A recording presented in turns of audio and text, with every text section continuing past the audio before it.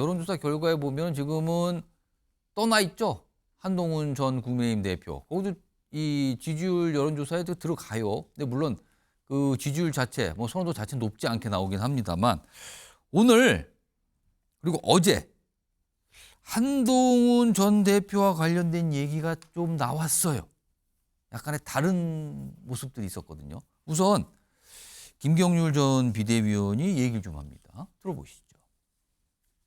사실 오늘도 연락하셨어요? 저한테 예. 먼저 문자가 왔어요. 아. 잘 지내시죠? 이렇게. 잘 그래서 지내시죠? 네, 그래서 역시 야, 이게 이- 좋은 타이밍이네. 네, 뭔가 인터뷰할 이야기 때. 하시려고 그러나 보다. 예. 잘 지내죠? 했더니 답변을 곧바로 보냈거든요. 예. 거기서 뚝 끊어졌습니다. 많은 좀 고민을 하고 계시지 않나. 재등판의 시기는 본인이 결정하는 게 아니라 어떤 외부의 여건에 달려 있다 이런 말씀을 드린 적이 있는데 예. 그건 전 여전히 유효하되 지금 저는 개인적으로 조금 그런 시기가 다가오고 있지 않나 하는 생각을 했거든요. 그러니까 한동훈 전 대표가 요새 그냥 조용히 있다 그러잖아요. 저번에 뭐 사진 한번 찍힌 적이 있었지만. 그런데 김경률 전 비대위원에게 먼저 문자를 보냈다는 거예요. 안부를 묻고 그랬다고.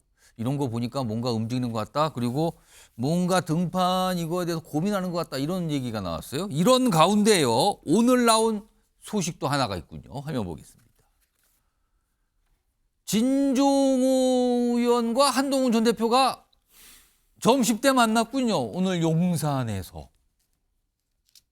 만나서 지금 저 뒤에 있는 사진이 바로 그 사진이에요. 같이 사진도 찍었어요. 점심 먹고 나서.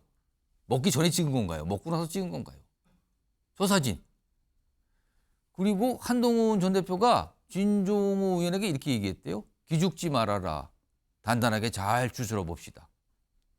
기죽지 마라. 단단하게 잘 추스러 보자. 요즘 상황이 여러 가지 여의치 않고 어렵지만 단단하게 잘 추스러 보자. 그런데요. 진종호 의원은 한때 한동훈 전 대표와 가까운 국민의힘 의원이었습니다. 그러나 어느 순간에 이른바 탈한, 좀 멀어졌다 평가받았죠. 그런 의원에게 한동훈 전 대표가 오찬을 같이 한 겁니다. 그리고 진종호 의원은 저 사진을 스스로 공개를 해요. 그러면서 알려지기 시작을 했죠. 이겁니다. 신현영 전 의원님. 그러니까 김경률 전 비대위원에게 문자를 먼저 보냈다. 이런 일이 많지 않은데 문자를 보냈다. 그리고 탈한으로 꼽혔던 인사에게는 이것도 연락이 됐으니까 점심을 한 거 아닙니까?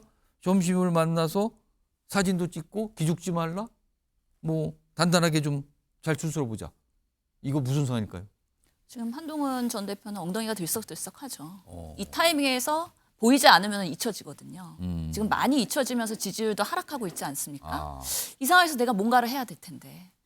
좀 언론에서나 아니면 우리 사회적으로 국민들이 나의 관심을 가져줘야 될 텐데 하는 생각들이 있을 텐데 예. 어느 타이밍에 다시 재등장할지에 대한 고심이 매우 클 거다. 근데 지금 보면은 사실 진종호 의원은 최고위원이었잖아요. 예. 근데 같은 친한계 최고위원이었던 장동혁 의원 같은 경우에는 이미 물 건너갔잖아요. 친한에서 친윤으로 갔다고 해야 되나요? 거기는 탈한 정도는 아닌 그 이상이다 지금 그렇게 보시는 거예요? 예, 그럴 수 있죠. 그렇기 때문에 사실 한동훈 전 대표의 기억은 아직까지도 최상병 특검법을 발의하겠다고 전당대회에 약속하고 발의하지 않고 행동하지 않았던 부분. 그리고 비상계엄이 있은 이후에 국민의힘의 의원총회에서 제가 비상계엄한 건 아니지 않습니까? 하면서 물병 날랐던 거. 뭐 이런 기억들이 여전히 남아있기 때문에 당분간은 뭔가 우리 정치사에서 아니면 국민들이 아니면 당원들이 한동훈을 재소환하기는 어려울 것이다. 물론 비상계엄 12월 3일 날 빠르게 입장을 정리하면서 18명의 표를 그래도 비상계엄 해제하는 데 역할했다는 거는 국민의힘의 기록은 될지언정 이번 대선에서 윤석열과 비슷한 컬러를 갖고 있는 한동훈, 검찰 출신, 정치력 짧고 여러 가지에 있어서의 그런 부재한 리더십 이런 것들을 극복할 만큼 소환 대상이 되기는 어려울 것이라는 생각이 듭니다. 홍석준 전 의원님. 근데 만약에 이 여야 각각의 잠룡들이 막 움직이고 있고 지금 여권에서는 김문수 장관의 지지율이 막 올라가고 있고 막 이런 상황이잖아요.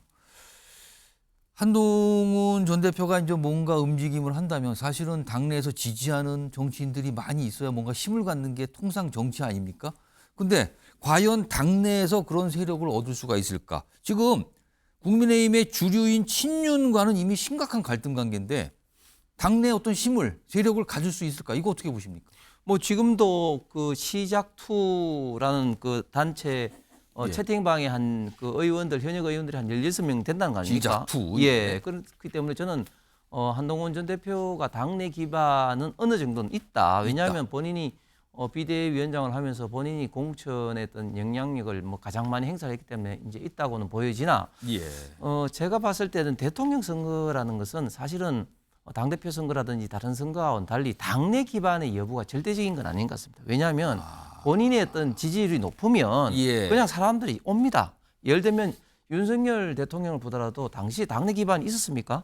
2021년 6월 29일 날 매은 윤봉길 출마 선언할 때 아무도 없었습니다. 그렇습니다. 그런데 이제 지지율이 높으니까 사람들이 가는 거죠. 그런데 지금 한동훈 전 대표 같은 경우는 계속해서 지지율이 지금 이제 하락 추세에 있습니다. 지금 조금 전에 화면에 보였던 뭐 작년 12월 기준으로만 해서 그런데 만약에 2023년도 연말까지 하면은 그때 당시는 이재명 대표하고 거의 지지율이 비슷했습니다. 예. 그런데 이제 비대위원장 되면서 총선 참패를 하고 또다시 당대표 선거 나오면서 여러 가지 그 윤석열 대통령과의 어떤 차별화를 좀 지나치게 하다 보니까 계속해서 지지율이 좀 하락을 하면서 특히 이제 탄핵이 되고 난 다음에는 진짜 좀 전에 보여준 화면처럼 지지율이 완전히 폭락을 했는데 이런 상황에서 한동훈 대표가 지지율을 다시 회복하기에는 굉장히 어렵다. 왜? 지금 이제 윤석열 대통령에 대한 어떤 동정 지지율이 높아지면 높아질수록 그런 어떤 분들은 한동훈 전 대표에 대해서는 좋은 감정을 가질 리가 없기 때문입니다. 그렇군요.